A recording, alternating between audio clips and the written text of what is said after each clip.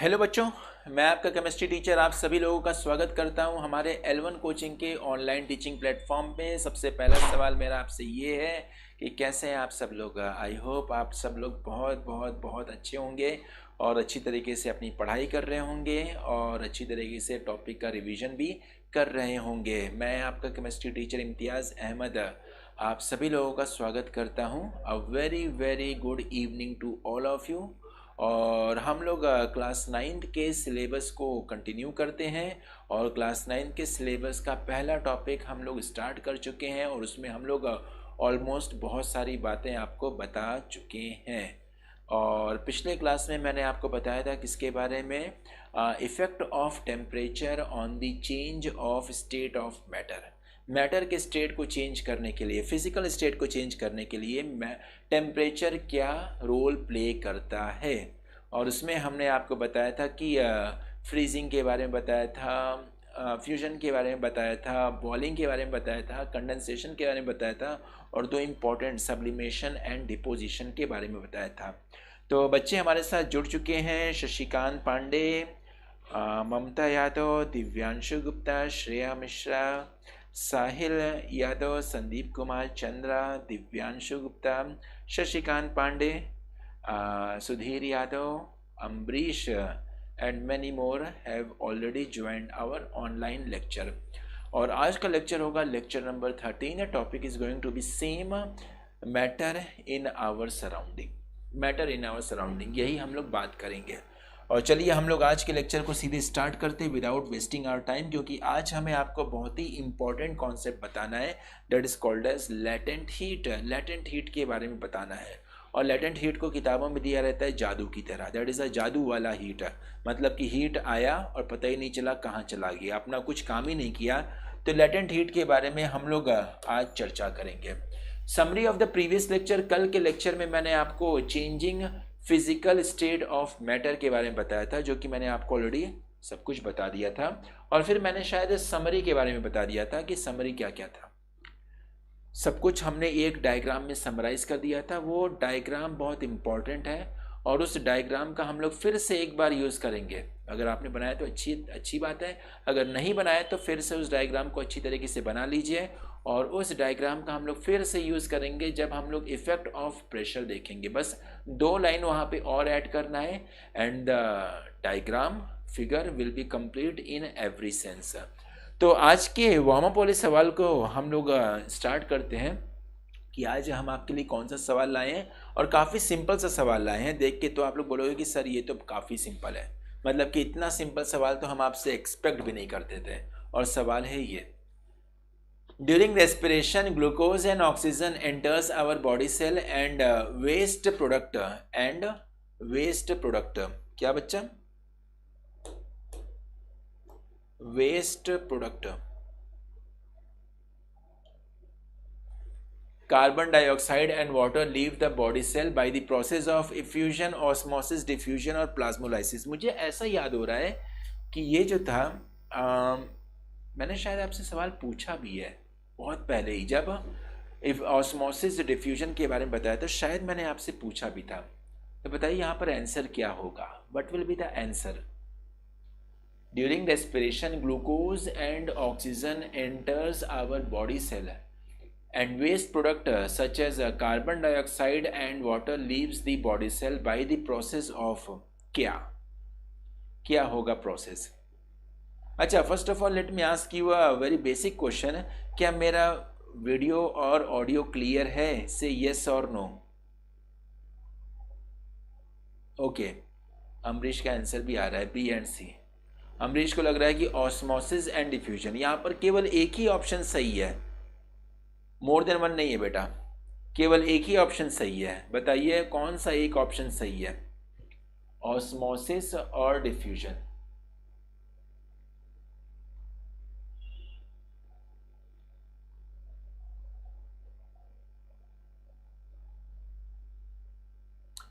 सुधीर पूछ रहे हैं कि सर कल के टेस्ट में क्या आएगा? कल के टेस्ट में जितना मैंने आपको पढ़ा दिया है सब आएगा, जहाँ तक मतलब कि ये यूनिट लेटेंट हीट भी आज हम ख़त्म कर देंगे तो ऑलमोस्ट सब आ जाएगा। ठीक है, ओके, बताइए यहाँ पर आंसर क्या होगा। प्लाज्मोलाइसिस भी आंसर दे रहे हैं बच्चे, पर एक बात याद रखिए कि प्लाज्मोलाइसिस यहाँ पर नहीं होगा, प्लाज्मोलाइसिस बिल्कुल भी नहीं होगा, और इफ्यूजन भी यहाँ पर नहीं होगा। इफ्यूजन जो होता है वो गैस के लिए यूज़ में लाते हैं, तो इफ्यूजन और प्लाज्मोलाइसिस एकदम हट गया। अब आंसर है कि बी होगा कि सी होगा, बी होगा कि सी होगा, ये इंपॉर्टेंट है, बी होगा कि सी होगा। अब देखिए यहाँ पर क्या है कि ऑस्मोसिस और डिफ्यूजन में हमें डिफ्रेंशिएट करना है कि कौन सा यहाँ पर होगा, क्या ऑस्मोसिस होगा कि डिफ्यूजन होगा। देखते हैं यहाँ पर किसका किसका हम लोग मूवमेंट करा रहे हैं। ग्लूकोज का मूवमेंट हम लोग करा रहे हैं और ऑक्सीजन गैस का मूवमेंट करा रहे हैं। तो ग्लूकोज और ऑक्सीजन गैस की अगर बात किया जाए तो glucose is a solute particle और ऑक्सीजन भी क्या होता है, वहाँ पे सोल्यूट पार्टिकल होता है। मतलब कि ऑक्सीजन जो है अपने हायर कंसंट्रेशन से लोअर कंसंट्रेशन की तरफ मूव करता है। जैसे कि जब भी कोई रेस्पिरेशन प्रोसेस होता है, रेस्पिरेशन प्रोसेस कहाँ पर होता है, सेल के अंदर होता है। हमारे बॉडी में अनगिनत सेल हैं और हर एक सेल का अपना एक रिक्वायरमेंट होता है एनर्जी का। हर एक सेल को जीने के लिए, सरवाइव करने के लिए एनर्जी चाहिए, और वो एनर्जी मिलता कहाँ से है, रेस्पिरेशन से मिलता है। तो रेस्पिरेशन में ग्लूकोज जो है हमारे सेल के अंदर एंटर करता है। ब्लड में ग्लूकोज का अमाउंट ज़्यादा रहता है, हायर कंसंट्रेशन, और सेल में ग्लूकोज का ब्रेक डाउन होता है तो वहाँ पे ग्लूकोज का अमाउंट कम होता है, लोअर कंसंट्रेशन। तो ग्लूकोज अपने हायर कंसंट्रेशन से कहाँ पे मूव करता है, लोअर कंसंट्रेशन की तरफ मूव करता है। सोल्यूट पार्टिकल है, किसका कौन सा मूवमेंट हो रहा है, सोल्यूट पार्टिकल का। वहीं अगर हम ऑक्सीजन की बात करते हैं तो ऑक्सीजन जो है आपका गैस है, और ऑक्सीजन हमारे ब्लड में हाई कंसंट्रेशन होता है, फिर सेल में लो कंसंट्रेशन होता है, तो वो हायर कंसंट्रेशन से लोअर कंसंट्रेशन की तरफ मूव कर रहा है। ठीक है। वहीं अगर हम लोग बात करते हैं वाटर और कार्बन डाइऑक्साइड, तो कार्बन डाइऑक्साइड सेल बनाता है, सेल कार्बन डाइऑक्साइड बनाता है, ग्लूकोज का ब्रेक डाउन करता है in the presence of oxygen, और ब्रेक डाउन करने के बाद कार्बन डाइऑक्साइड बनता है। जैसे कि हम रिएक्शन लिख देते हैं, रिएक्शन को देखिएगा तो ग्लूकोज का फॉर्मूला होता है C6H12O6, और इसको हम लोग ऑक्सीजन के साथ रिएक्ट कराते हैं। सेल के अंदर सब कुछ होता है, कहाँ पर, सेल के अंदर। तो ये ऑक्सीजन के साथ रिएक्ट करने के बाद CO2 का फॉर्मेशन होता है और वाटर का फॉर्मेशन होता है। इसका फॉर्मेशन होता है, CO2 का फॉर्मेशन होता है और वाटर का फॉर्मेशन होता है। ठीक है, CO2 और वाटर, मतलब कि CO2 सेल ने बनाया, ज़्यादा बन रहा है तो हायर कंसंट्रेशन से ब्लड में लोअर कंसंट्रेशन की तरफ मूव करेगा। गैस का मूवमेंट हो रहा है, गैस का मूवमेंट हो रहा है, सोल्यूट पार्टिकल का मूवमेंट हो रहा है। मेजॉरिटी जो है वो या तो सोल्यूट है या तो गैस पार्टिकल है। केवल वाटर है, वाटर जो है आपका वो भी क्या होता है, मूव करता रहता है। वैसे वाटर ज़्यादा मूव नहीं करता है, वाटर जो है वो सेल ही अपना यूज़ कर लेता है। ठीक है, रेस्पिरेशन में, इस रेस्पिरेशन में तो यूज़ होता ही होता है, साथ ही साथ हम लोग बोलते हैं कि ट्रांसपिरेशन में, पर्सपिरेशन में यूज़ हो जाता है। तो अगर देखा जाए तो यहाँ पर आंसर दोनों बड़ा क्लोज लग रहा है, ऑस्मोसिस भी हो सकता है, डिफ्यूजन भी हो सकता है, पर यहाँ पे करेक्ट आंसर होगा डिफ्यूजन, क्योंकि जो आपका सेमी परमिएबल मेम्ब्रेन है वो यहाँ पर किसी भी काम का नहीं रहता है। सेमी परमिएबल मेम्ब्रेन से सब कुछ होता हुआ जाता है, कोई भी वहाँ पे काम का नहीं होता है।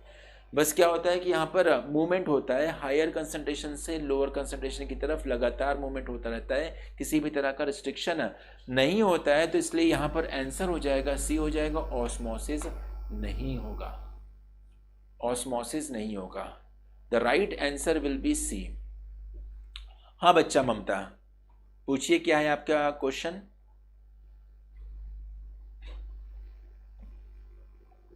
ममता, रेज योर क्वेश्चन। बाकी सब लोग नोट कर लीजिएगा, खासकर नीचे वाला रिएक्शन जो मैंने आपको लिखवाया उसको नोट कर लीजिएगा।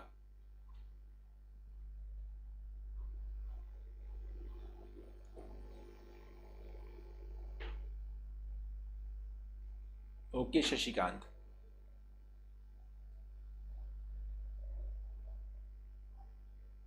चलिए ममता को अपना सवाल पूछने दीजिए। हम लोग अगले स्लाइड पे जाते हैं, that is called as latent heat. Heading डालिएगा लेटेंट हीट।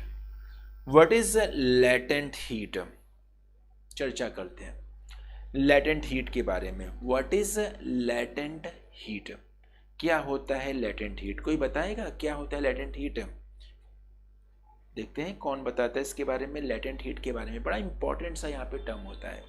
जैसे कि मैंने आपको बताया था कि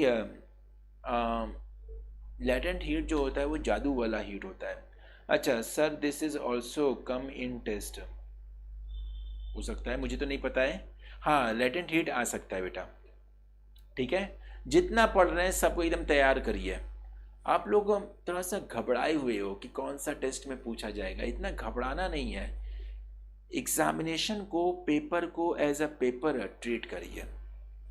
जब आप पेपर को एकदम पेपर की तरह ट्रीट करोगे, मतलब कि उसको ज़्यादा बढ़ा चढ़ा के उसको हाइप नहीं दोगे, तो आपका अंदर का जो डर होगा वो नहीं बनेगा। जब आप डरोगे कि पेपर अब हो रहा है, कल पेपर है, पता नहीं कौन कौन सा सवाल पूछा जाएगा, तो इससे डरने वाली बात नहीं है। पूछा जाएगा तो पूछा जाएगा, पर हम अपनी पढ़ाई जो है वो कंटिन्यू करते रहते हैं। अच्छा, हम अपनी पढ़ाई जो है एकदम कंटिन्यू करते रहते हैं, क्योंकि हमारा जो मेन फोकस है वो हमारा एंड वाले एग्ज़ाम पर हम फोकस करेंगे। हाफ ईयरली एग्जामिनेशन है या फिर एनुअल एग्जामिनेशन पे मेरा फोकस है कि एनुअल एग्जामिनेशन वाले दिन हमारा सब कुछ कॉन्सेप्ट क्लियर होना चाहिए। ये सब तो छोटे मोटे टेस्ट तो आते रहेंगे जाते रहेंगे, उसके बारे में आपको परेशान नहीं होना है। ये बस आपको ये बताएगा कि आपकी तैयारी कितने लेवल की है, और उससे क्या करेंगे, आप आगे के तैयारी को और अच्छी तरीके से करोगे। कि अगर कम है तो और अच्छी किया जाए, अगर अच्छी है तो उसको और भी ज़्यादा अच्छी किया जाए, ठीक है। अच्छा, बहुत सारे बच्चे जो है बड़ा सवाल दाग रहे हैं, देखते हैं। अमाउंट ऑफ, अच्छा अक्षय ने यहाँ पर आंसर दिया है कि amount of heat energy needed to change the state of matter without change in temperature is called as latent heat. एकदम बढ़िया Akshay. Sandeep Kumar, amount of heat energy which needs to change the state, ये भी एकदम सही है, शॉर्ट फॉर्म में आपने लिखा है, वो भी सही है, तो अच्छा है, ठीक है। इनफैक्ट अगर हम बात करते हैं कि लेटेंट हीट क्या होता है, एक सरल भाषा में अगर बोला जाए तो latent heat is called as hidden heat. मतलब कि ये हीट जाके छुप जाती है, पता भी नहीं चलता है कहाँ गया, क्योंकि हमें पता है कि हीट का जो काम होता है वो टेम्परेचर को इंक्रीज करना होता है। अगर किसी भी सब्सटेंस को हीट प्रोवाइड करेंगे, किसी भी फॉर्म से अगर आप हीट प्रोवाइड करेंगे, तो उस हीट की वजह से टेम्परेचर क्या करेगा, बढ़ता जाएगा।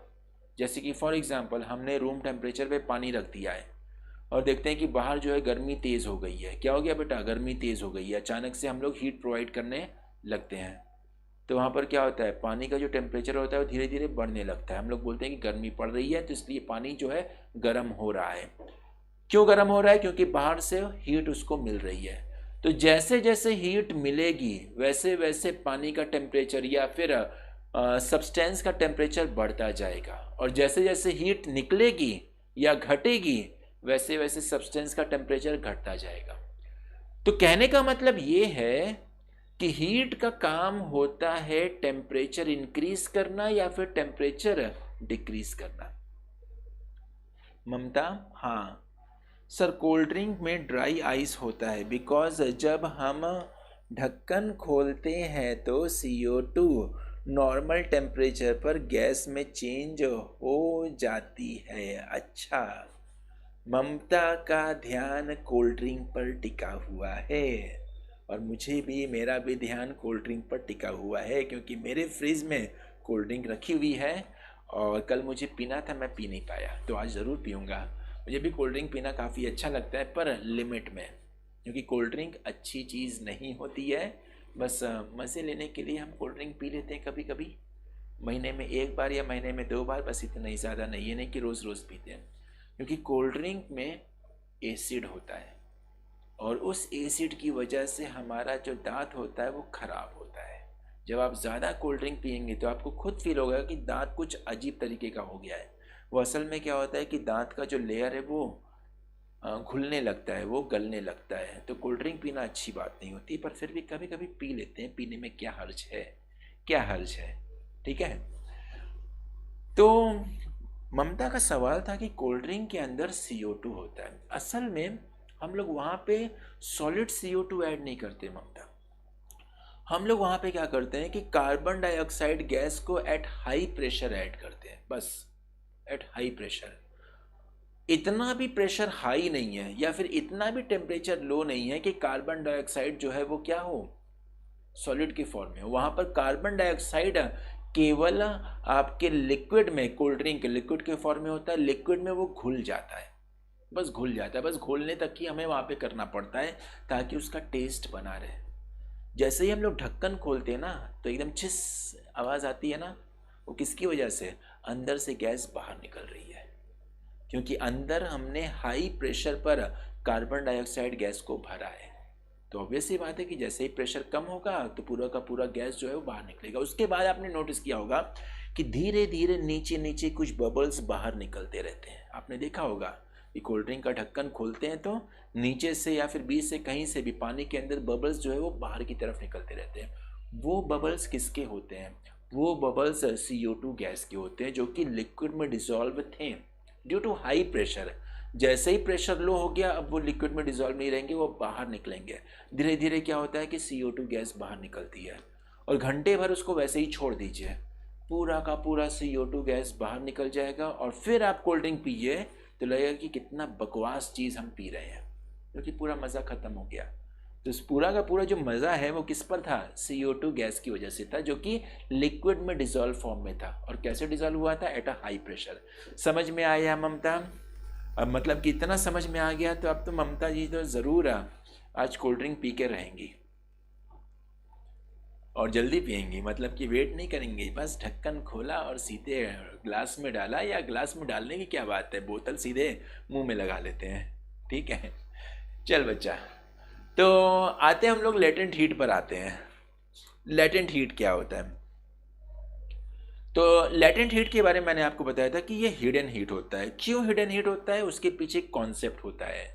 कॉन्सेप्ट क्या होता है? कॉन्सेप्ट ये होता है कि जो हीट होता है, हीट का काम होता है सब्सटेंस के टेम्परेचर को बढ़ाना या फिर घटाना। जैसे कि ये हमारा मार्कर है, इसका कोई टेम्परेचर होगा, मतलब कि जैसे कि अभी नॉर्मल रूम टेम्परेचर है तो मान के चलते हैं कि ये 25 डिग्री सेल्सियस पर है। हम इसमें हीट प्रोवाइड कर रहे हैं, मतलब कि ये एक बर्नर जला दिए हैं, आग जला दी है, उस पर इसको रख देते हैं तो हीट प्रोवाइड हो रहा है। जैसे जैसे हीट प्रोवाइड होगा वैसे वैसे इस मार्कर का जो टेम्परेचर वो बढ़ता जाएगा, होगा कि नहीं होगा? तो जैसे जैसे हम लोग हीट को ऐड करेंगे टेम्परेचर बढ़ेगा। हीट का यही काम होता है, टेम्परेचर बढ़ाना। और जैसे जैसे हम इसमें से हीट निकालेंगे, इसके अंदर हीट है, इसकी वजह से इसका कोई पर्टिकुलर टेम्परेचर है, जैसे जैसे हम इसका हीट निकालेंगे वैसे वैसे क्या होगा, इसका टेम्परेचर घटने लगेगा, ठंडा होने लगेगा। जैसे कि हमारी बॉडी ठंडी हो जाती है। हमारी बॉडी क्यों ठंडी हो जाती है? क्योंकि हमारी बॉडी से हीट बाहर निकल जाता है। ठंडे के दिन में लगता है ना कि बॉडी एकदम ठंडी होगी, एकदम कांपने लगते हैं।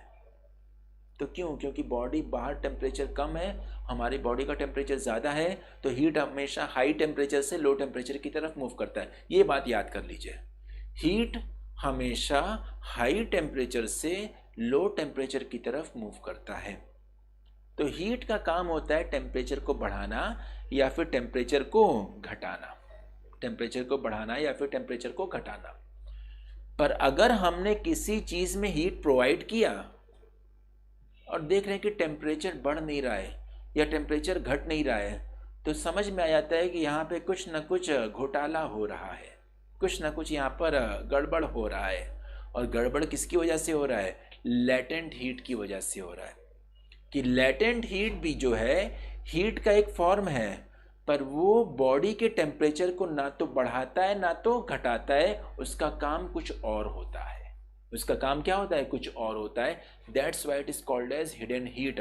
हिडन हीट का मतलब बॉडी के अंदर जाने के बाद वो हीट डिसअपियर कर जाती है, एकदम डिसअपियर कर जाती है, पता भी नहीं चलता है कि क्या हुआ। तो that is called as latent heat. In simple word hidden heat. क्या होता है लेटेंट हीट? उसका डेफिनेशन लिखिएगा, amount of heat energy which is needed to change the state of matter without change in its temperature is called latent heat. ये है latent heat की definition, जैसे कि बच्चों ने बोला भी था। ये क्या है? ये एक हीट एनर्जी के अमाउंट को रिप्रेजेंट करता है, जिसका काम क्या होता है बच्चा? जिसका काम होता है changes the state of matter without change in its temperature। ये याद कर लीजिए, without change in its temperature, temperature में बदलाव नहीं होना चाहिए। अगर टेम्परेचर में बदलाव हो गया तो वह हीट लेटेंट हीट नहीं कहलाएगी। अगर टेम्परेचर में बदलाव हो गया तो वह हीट लेटेंट हीट नहीं कहलाएगी। लेटेंट हीट तभी कहलाएगी जब वो टेम्परेचर में बदलाव ना करे, केवल फिजिकल स्टेट को चेंज करे, सॉलिड को लिक्विड में चेंज करे या फिर लिक्विड को गैस में चेंज करे। This will be called as latent heat. Note it down please.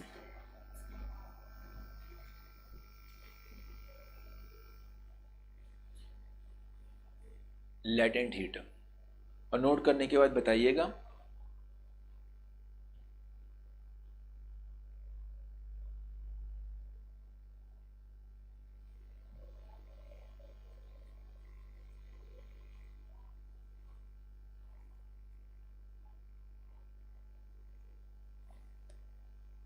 Okay बच्चा, नोट कर लिया। लेटेंट हीट का एक आपने सिंपल सा डेफिनेशन देख लिया होगा। अब थोड़ा सा हम लोग लेटेंट हीट को क्लासिफाई करते हैं, कितने तरह का लेटेंट हीट होता है। अच्छा एक बात ये देखिए, latent heat is of two type, दो तरह का लेटेंट हीट होता है। One is called as latent heat of fusion and the other one is called as latent heat of vaporisation.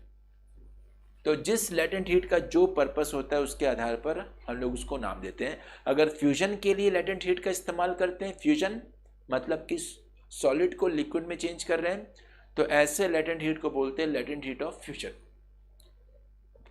अगर हम लेटेंट हीट का इस्तेमाल वेपराइजेशन के लिए कर रहे हैं, मतलब कि लिक्विड को गैस में चेंज करने के लिए या वेपर में चेंज करने के लिए, then that heat will be called as latent heat of vaporization. So in moti mota there is a two type of latent heat of fusion and latent heat of vaporization. Latent heat of fusion and latent heat of vaporization. Very good Akshay. Solid से liquid में latent heat of fusion का इस्तेमाल करेंगे और liquid से vapour में latent heat of vaporization का इस्तेमाल करेंगे।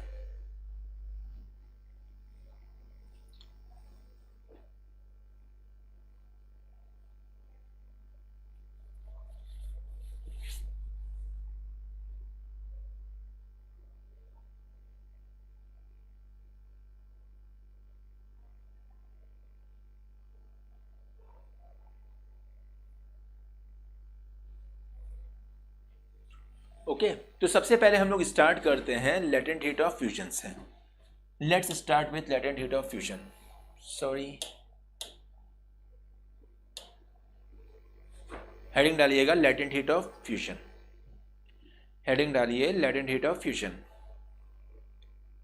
देखते हैं क्या होता है। वैसे आपने कॉन्सेप्ट तो समझ लिया है, बस आपको थोड़ा सा और डिटेल में आपको बताना है कि कैसे काम करता है लेटेंट हीट ऑफ फ्यूजन।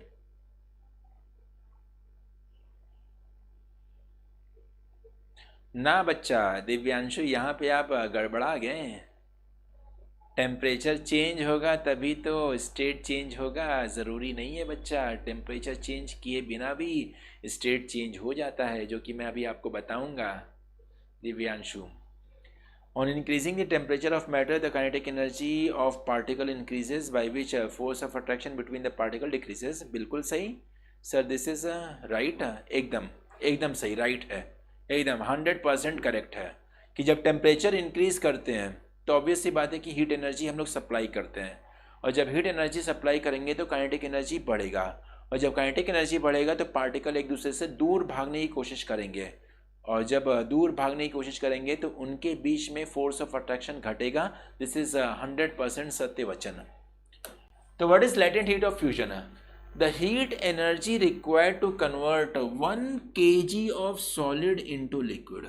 अब हमने यहाँ पे अमाउंट भी मार्क कर लिया है, हमें 1 किलो सॉलिड को लिक्विड में कन्वर्ट करना है, केवल 1 किलो सॉलिड को लिक्विड में कन्वर्ट करना है। और किस पर? एट इट्स मेल्टिंग पॉइंट पर, उसके मेल्टिंग पॉइंट पर, तभी तो टेम्परेचर कांस्टेंट रहेगा। तो अगर मेल्टिंग पॉइंट पर हम लोग 1 किलो सॉलिड को लिक्विड में कन्वर्ट कर रहे हैं, तो ऐसा करने के लिए जितने हीट एनर्जी का रिक्वायरमेंट होगा, that heat energy will be called as latent heat of fusion. उसी को हम लोग क्या बोलते हैं? लेटेंट हीट ऑफ फ्यूजन का हम लोग नाम देते हैं। That will be called as latent heat of fusion, that will be called as latent heat of fusion. 1 kg, यहाँ पर अमाउंट फिक्स है बेटा, अमाउंट फिक्स है तभी तो हमारा डेफिनेशन अच्छे से होगा या हमारी वैल्यूज फिक्स रहेगा। तो यहाँ पे अमाउंट फिक्स है, 1 kg सॉलिड के लिए ही हम लोग लेटेंट हीट ऑफ फ्यूजन का कैलकुलेशन करते हैं। ठीक है, बिल्कुल अक्षय, जो लेटेंट हीट जो होता है वो सब्सटेंस के नेचर पे डिपेंड करता है। इनफैक्ट पार्टिकल पार्टिकल के बीच में फोर्स ऑफ अट्रैक्शन पे डिपेंड करता है। अगर पार्टिकल पार्टिकल के बीच का फोर्स ऑफ अट्रैक्शन मजबूत है तो ऑब्वियस ये बात है कि वहाँ पे ज़्यादा हीट एनर्जी चाहिए होगा, तो लेटेंट हीट वहाँ पे ज़्यादा हो जाएगा। अगर वहीं पर पार्टिकल पार्टिकल के बीच का फोर्स ऑफ अट्रैक्शन कमज़ोर है तो ऑब्वियस सी बात है कि वहाँ पर लेटेंट हीट का रिक्वायरमेंट कम होगा, ऑब्वियस सी बात है। तो जो लेटेंट हीट की वैल्यू होती है वो डिपेंड करता है on the nature of substance. Note कर लीजिएगा, अच्छी बात आपने कहा है कि value of latent heat of value of latent heat will depend upon value of latent heat will depend upon nature of substance,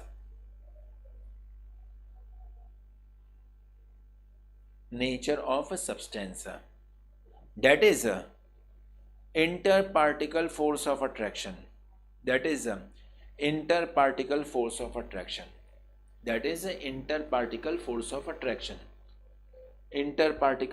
attraction पे डिपेंड करेगा।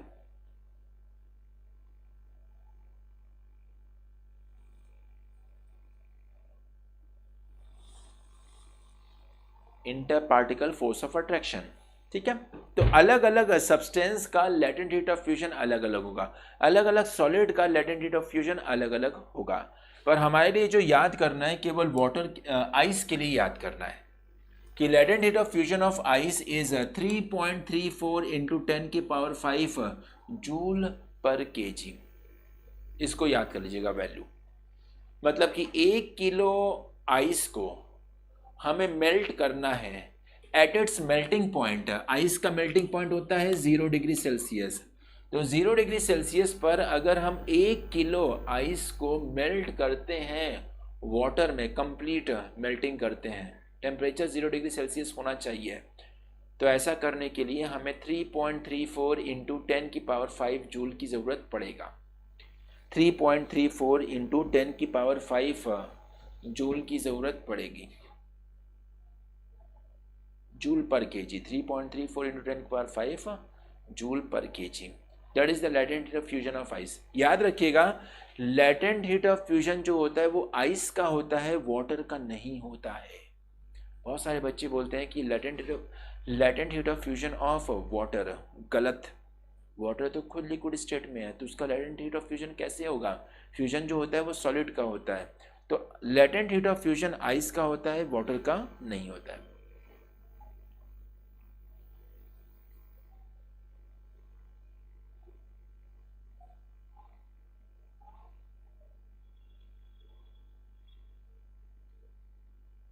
समझ में आया इतनी बात? समझ में आया इतनी बात? बोलिए यस और नो, सब लोग बोलेंगे यस और नो। ओके, अक्षय को क्लियर है एंड रेस्ट ऑल बताइए।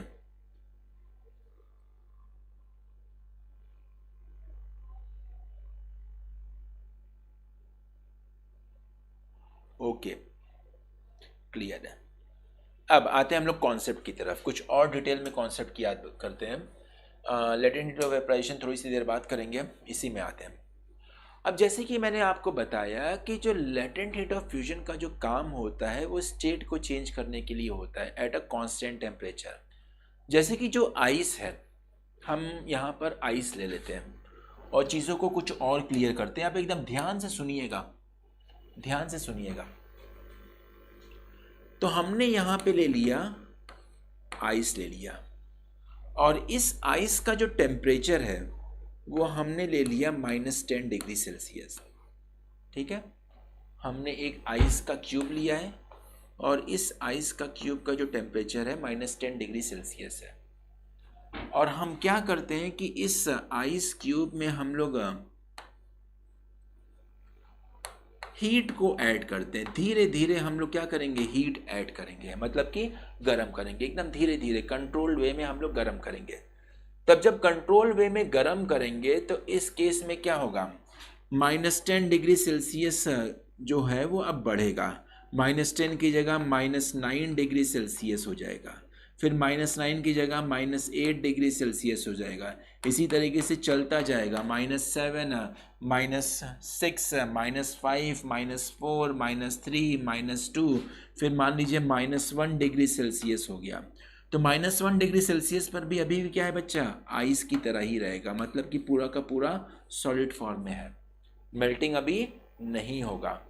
फिर हमने इसमें थोड़ा सा और आइस हीट दिया। जैसे ही हमने थोड़ा सा और हीट दिया, अब जो है यहाँ पर क्या होगा, टेम्परेचर -1 डिग्री सेल्सियस की जगह अब क्या हो जाएगा, 0 डिग्री सेल्सियस। अब 0 डिग्री सेल्सियस पर अभी भी ये किस फॉर्म में बेटा, आइस के फॉर्म में है, मतलब कि अभी भी पूरा का पूरा सॉलिड है, अभी पिघलना स्टार्ट नहीं हुआ है। ये बात को समझिएगा। जैसे कि मैंने स्टार्टिंग में आपको बताया था कि हीट का काम होता है टेम्परेचर को बढ़ाना, तो टेम्परेचर बढ़ा रहा है।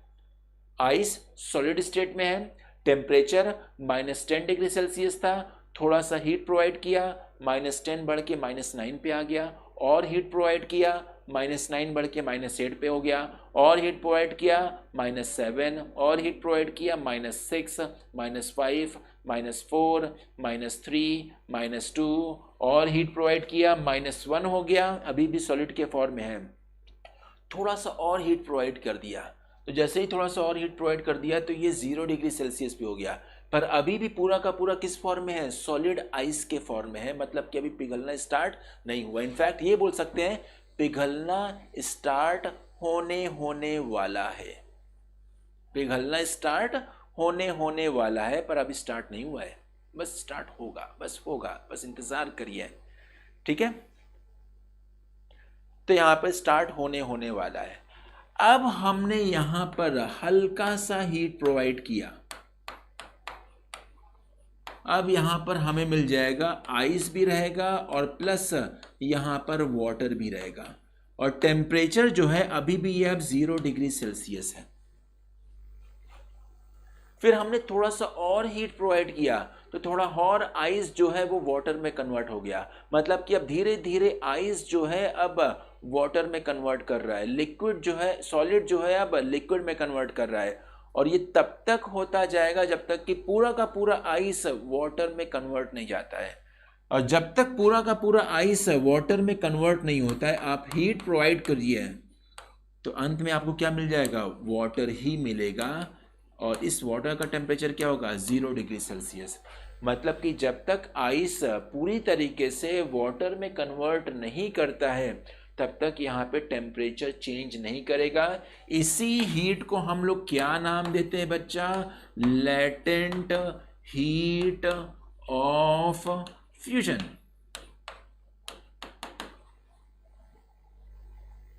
Latent heat of fusion. ये सब लेटेंट हीट नहीं है बेटा, ये सब लेटेंट हीट नहीं है, ये सब टेम्परेचर बढ़ा दे रहा है तो लेटेंट हीट नहीं है, ये लेटेंट हीट है, क्योंकि टेम्परेचर अब कांस्टेंट बन गया है। अब इसके बाद अगर आप हीट प्रोवाइड करोगे तो इस केस में आपको क्या होगा, वाटर ही मिलेगा, और वाटर का टेम्परेचर अब बढ़ जाएगा 1 डिग्री सेल्सियस, और जैसे जैसे हीट प्रोवाइड करते जाएंगे टेम्परेचर बढ़ता जाएगा। संदीप पूछ रहे हैं कि 1 डिग्री सेल्सियस कब आएगा सर, इसके बाद आएगा बच्चा, जब पूरा का पूरा आइस वाटर में कन्वर्ट कर जाएगा, उसके बाद अब हीट प्रोवाइड करोगे, अब वो टेम्परेचर को फिर से बढ़ाना चालू करेगा। समझ में आया बच्चा ये, समझ में आया बच्चा ये।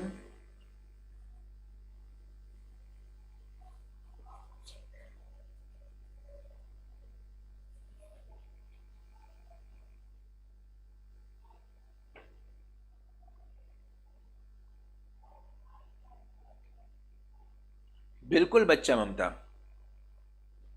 बिल्कुल ममता। कि लेटेंट हीट जो होता है वो आइस को वाटर में कन्वर्ट करने का काम करता है, फेज चेंज करता है एकदम। बेटा इवापोरेशन हम लोग अगले क्लास में करेंगे।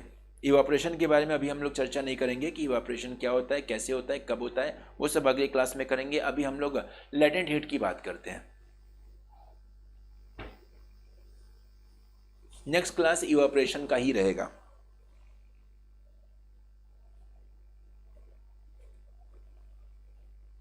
तो इसमें कुछ बातें आप लोग नोट कर लीजिएगा, इसको तो नोट कर लीजिए, जो मैंने यहाँ पे ड्रॉ किया है उसको नोट कर लीजिए, और कुछ एक्स्ट्रा चीजें मैं आपको लिखवा रहा हूं उसको भी आप लिखिएगा, इंपॉर्टेंट है बच्चा। नोट कर लिया ये सब, से नोटेड।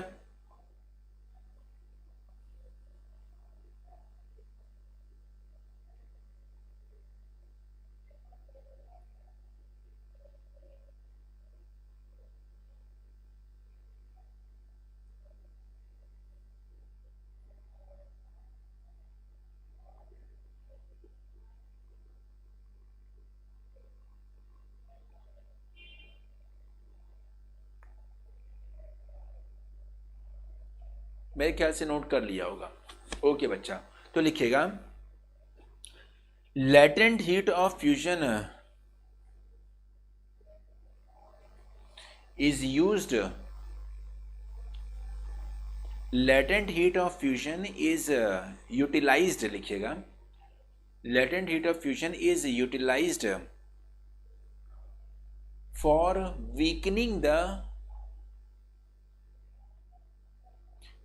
वीकनिंग द कमजोर करना, weaken for weakening the inter particle force of attraction, for weakening the inter particle force of attraction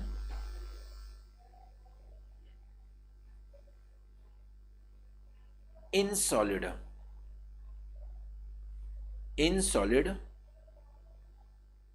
so that they changes into liquid, so that they changes into liquid, so that they changes into liquid, so that they changes into liquid, liquid में change करने के लिए utilisation होता है latent heat of fusion का। और किसी में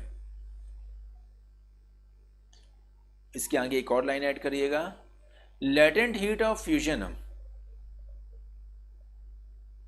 latent heat of fusion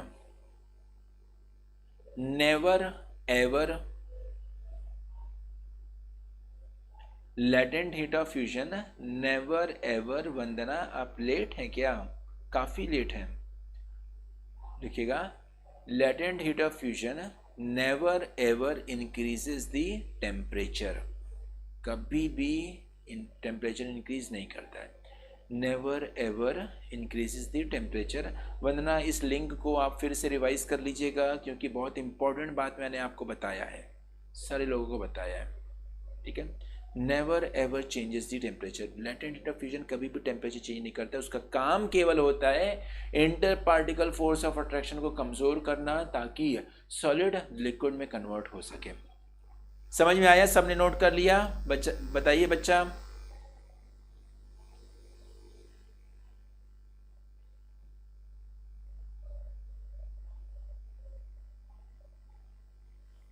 okay बच्चा,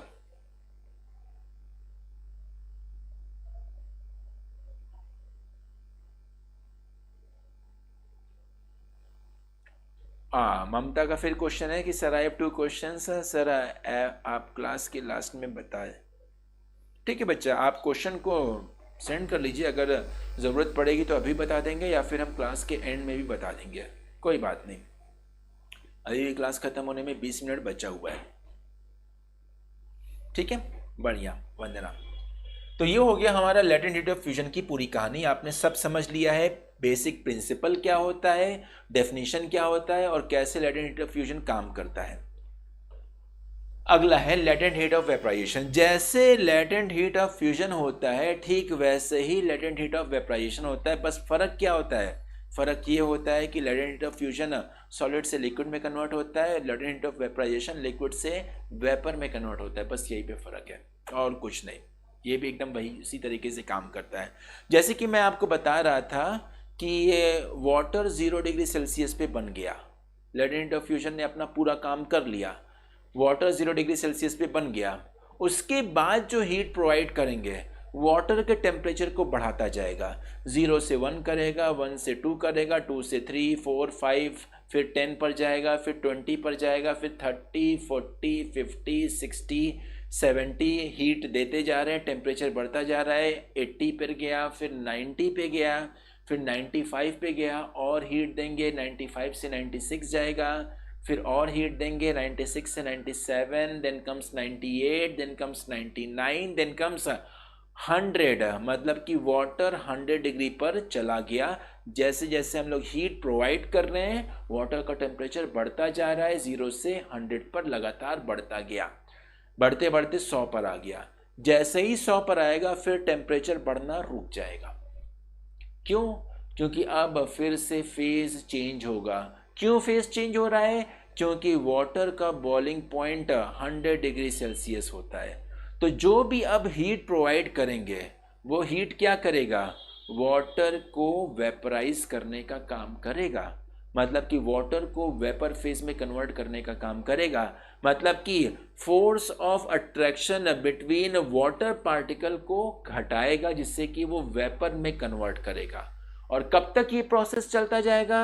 जब तक कि पूरा का पूरा वाटर आपका वेपराइज ना कर जाए। टेम्परेचर क्या बने रहेगा? 100 डिग्री सेल्सियस। वाटर का टेम्परेचर 100 से 101 पर जाएगा ही नहीं, टच ही नहीं करेगा, 100 पर ही एकदम अटक जाएगा। और धीरे धीरे आप देखेंगे कि वाटर का अमाउंट जो है कम होता जाएगा और वेपर के फॉर्म में वो निकलता जाएगा। वेपर के फॉर्म में वो क्या करेगा? निकलता जाएगा। बिल्कुल बच्चा। अम्बरीश, आप चाहे फ़ारेनहाइट में मेज़र करिए, चाहे आप सेल्सियस में मेज़र करिए, चाहे आप केल्विन में मेज़र करिए, सब में सेम रहेगा, क्योंकि वो तो एक नापने का एक तरीका है और तो कुछ नहीं है। टेम्परेचर को अगर आपको नापना है तो सेल्सियस में नापिए या फिर केल्विन में या तो फ़ारेनहाइट में, वो सब सेम रहेगा। तो लेटेंट हीट ऑफ वेपराइजेशन की डेफिनेशन देख लेते हैं कि क्या है। The heat energy required to convert 1 kg of liquid into vapour at its boiling point is called latent heat of vaporisation. Note करते चलिए, अब इसमें कुछ अब नई बात नहीं रही है, सब कुछ सेम रहेगा। Latent heat of vaporisation of water is 22.5 into 10⁵ joule per kg। मतलब कि 1 किलो वाटर को पूरी तरीके से वेपर में कन्वर्ट करने के लिए हमें इतना जूल का हीट एनर्जी चाहिए, 22.5 इंटू 10⁵ जूल। डाटा को नोट कर लीजिएगा, इसको याद कर लीजिएगा।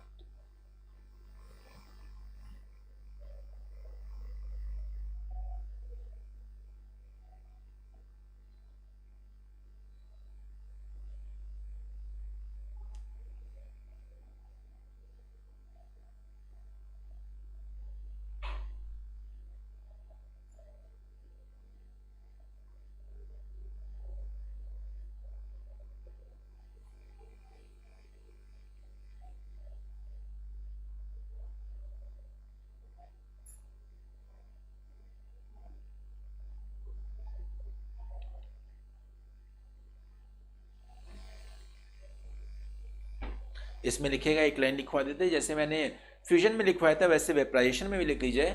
Latent heat of vaporization is used या is utilized. Latent heat of vaporization is utilized for weakening. Latent heat of vaporization is utilized for weakening inter particle force of attraction in liquid, for weakening interparticle force of attraction in liquid, so that they changes into vapor, so that they changes into vapor,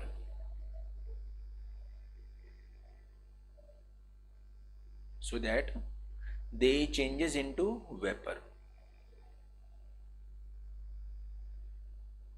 ठीक है, same चीज़ है, मतलब कि temperature भी constant बना रहेगा, वो increase नहीं करेगा, बिल्कुल भी इंक्रीज नहीं करेगा। That is the latent heat of vaporisation. I hope आप सभी लोगों ने नोट कर लिया होगा। मूविंग टू नेक्स्ट, ये डायग्राम देखिएगा, सॉलिड, लिक्विड और गैस। जैसे कि यहाँ पे देखिए सॉलिड का टेम्परेचर जैसे जैसे हीट प्रोवाइड कर रहे हैं, एक्स एक्सिस पे आपका हीट है और वाई एक्सिस पे आपका टेम्परेचर है। तो जैसे जैसे हम लोग सॉलिड में हीट प्रोवाइड कर रहे हैं, टेम्परेचर बढ़ता जा रहा है, बढ़ते बढ़ते एक वैल्यू पर गया जहाँ पर कांस्टेंट हो गया। अब हीट प्रोवाइड कर रहे हैं तो टेम्परेचर नहीं चेंज कर रहा है, एकदम कांस्टेंट है टेम्परेचर। हीट दे रहे हैं, टेम्परेचर एकदम कांस्टेंट है। क्यों? क्योंकि यहाँ पे latent heat of fusion role play कर रहा है, और लेटेंट हीट ऑफ फ्यूजन की वजह से यहाँ से सॉलिड जो है पूरी तरीके से लिक्विड में कन्वर्ट करता है। फिर लिक्विड में जैसे जैसे हीट सप्लाई कर रहे हैं, टेम्परेचर बढ़ता जा रहा है, बढ़ता जा रहा है, फिर आके रुक गया, और रुकने के बाद क्या हुआ? कांस्टेंट हो गया। और इसको हम लोग क्या बोलते हैं? Latent heat of vaporization. क्या बोलते हैं? Latent heat of vaporization. So ये ग्राफ है जो कि रिप्रेजेंट कर रहा है लेटेंट हीट ऑफ फ्यूजन और लेटेंट हीट ऑफ वेपराइजेशन का, जहाँ पर टेम्परेचर कांस्टेंट है, फेज चेंज हो रहा है। यहाँ पे भी आपका फेज चेंज हो रहा है, here it is a phase change, और यहाँ पे भी आपका क्या हो रहा है? फेज चेंज है। Here it is also phase change, दोनों जगह फेज चेंज है। इस ग्राफ को भी बना लीजिएगा, अच्छा रहेगा।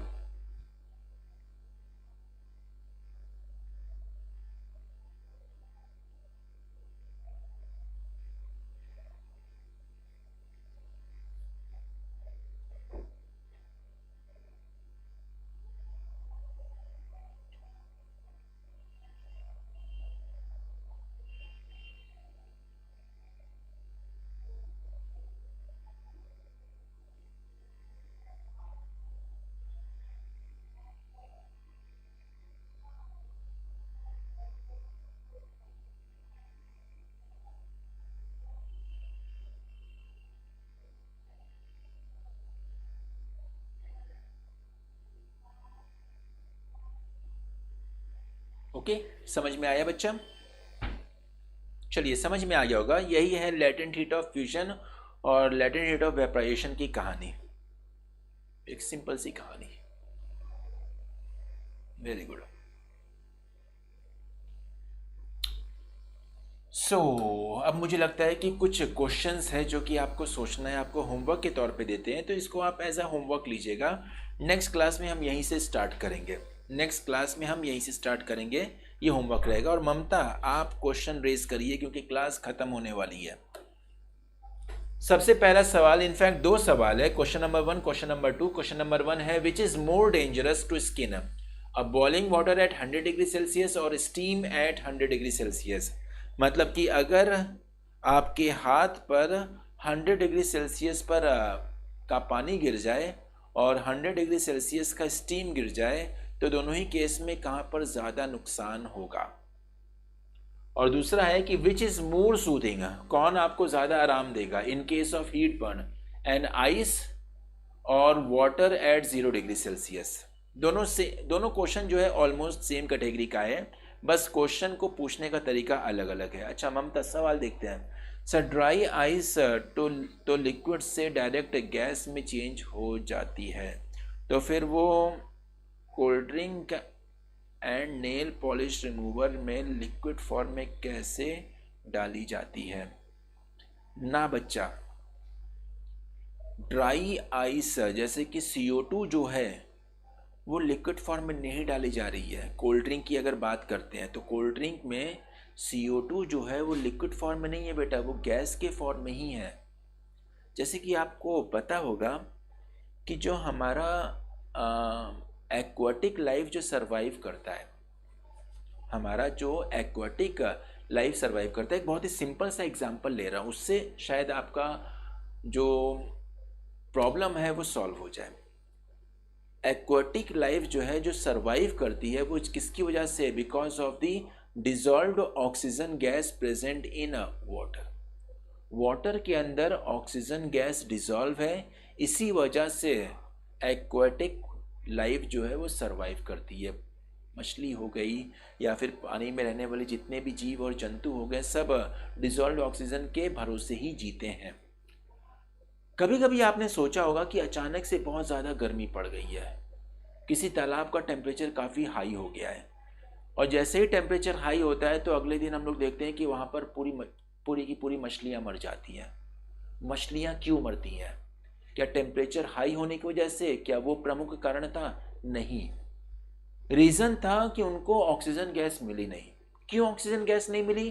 क्योंकि जैसे ही टेम्परेचर हाई होता है, वाटर के अंदर मौजूद डिजॉल्व्ड ऑक्सीजन गैस बाहर निकलने लगती है, और जैसे ही वाटर से डिजॉल्व ऑक्सीजन बाहर निकलेगा तो जो जीव जंतु हैं पानी के, मछलियाँ जो हैं, उनको ऑक्सीजन मिल नहीं पाएगा और वहीं पर उनकी डेथ हो जाती है। तो ऑक्सीजन जो है वाटर में डिजॉल्व फॉर्म में है। आते हैं हम लोग कोल्ड ड्रिंक की बात करते हैं। कोल्ड ड्रिंक में जो लिक्विड का हम लोग यूज़ करते हैं उसमें CO2 गैस नहीं होता है। नॉर्मल उसमें पानी होता है, उसमें कुछ फ्लेवर मिला दिया जाता है, बस पानी और फ्लेवर होता है, उसमें CO2 गैस नहीं होता है। CO2 गैस हम लोग एक्स्ट्रा डालते हैं। जैसे कि जब हमें क्लोज करना होता है, कोल्ड ड्रिंक के बोतल को सील करना होता है, तो सील करने से पहले उसमें CO2 गैस भर देते हैं, और भरने के बाद क्या होता है कि उसको बंद कर देते हैं। मतलब कि CO2 गैस जो अंदर चला गया वो अब अंदर ही रहेगा, वो बाहर नहीं निकलेगा। तो जो CO2 गैस जो अंदर चला गया है, अब वो पानी के साथ घुलने लगता है। हम यहाँ पे बोल रहे हैं लिक्विड में चेंज नहीं कर रहा है CO2 गैस, वो घुल रहा है, पानी के साथ वो घुल जाता है, और तब तक घुला रहता है जब तक कि ये ढक्कन बंद है। जैसे ही ढक्कन हमने खोला, अब CO2 गैस को बाहर निकलने का मौका मिल गया, तो तुरंत CO2 गैस बाहर निकलने लगता है, और उस तरीके से हम लोग बोलते हैं कि टेस्ट बदलने लगता है। So that is your explanation. Okay, कुछ सवाल ये भी है, steam at 100 degree Celsius. Okay, बढ़िया, ये इसको हम अगले क्लास में डिस्कस करेंगे। हाँ सर, फ्रीज़र में पेप्सी आइस क्यों नहीं बनता? बेटा बनता है। फ्रीज़र में जो आप अगर कोल्ड ड्रिंक को रखोगे तो वो आइस में कन्वर्ट हो जाता है। आप ट्राई करके देखिएगा, एकदम आइस में हो जाएगा, वो होता है फ्रीज़र में। और my second question, air sir solid particles के बीच मिनिमम दूरी कितना होता है? अब देखिए, सॉलिड पार्टिकल के बीच में मिनिमम दूरी क्या होता है? तो हम लोग बोलते हैं कि सॉलिड पार्टिकल के बीच में मिनिमम दूरी जो होता है वो इतना होता है कि एक पार्टिकल जो है वो दूसरे पार्टिकल से टच कर जाता है। जैसे कि हम, इतना तो रहेगा ही रहेगा, मतलब कि अब पार्टिकल और भी पास नहीं जा सकता है, तो इतना दूरी रहता है। पर हम लोग देख रहे हैं कि जब भी पार्टिकल पूरा का पूरा क्लोज भी हो जाएगा, उसके बीच में कुछ खाली जगह बचा रहेगा, इसी को हम लोग बोलते हैं empty space, inter particular space. तो यहाँ पे भी सॉलिड में भी इंटर पार्टिकुलर स्पेस है, बहुत ही कम है पर है। ठीक है, वेरी गुड बच्चा। और इस क्वेश्चन का जो हम सॉल्यूशन करेंगे वो नेक्स्ट क्लास में करेंगे। ये आप लोग अच्छी तरीके से कॉपी में लिख के आइएगा, फिर इसको डिस्कस करते हुए हम लोग इवापोरेशन टॉपिक स्टार्ट कर देंगे। कौन सा टॉपिक बच्चा? इवापोरेशन टॉपिक का। तो आज के क्लास को हम लोग यहीं पे समाप्त करते हैं। ओके बच्चा, आज के टॉपिक को हम यहीं पे समाप्त करते हैं। आई होप आपको आज का लेटेंट हीट वाला जो कॉन्सेप्ट है वो पूरी तरीके से समझ में आ गया होगा, कोई डाउट नहीं रहा होगा। अगर डाउट है तो पूछिएगा, अगर डाउट नहीं है तो रिवाइज करिएगा। मिलते हैं हम लोग नेक्स्ट क्लास में इवापोरेशन टॉपिक के साथ। Till then take care and have a nice day and all the best for the tomorrow's examination. सब कुछ रिवाइज कर लीजिए, जितना आपने पढ़ा हुआ है सब रिवाइज कर लीजिए, सवाल लगाइए और एकदम कॉन्फिडेंस के साथ पेपर कल का दीजिए, और देखिएगा पेपर अच्छा होगा। Bye bye.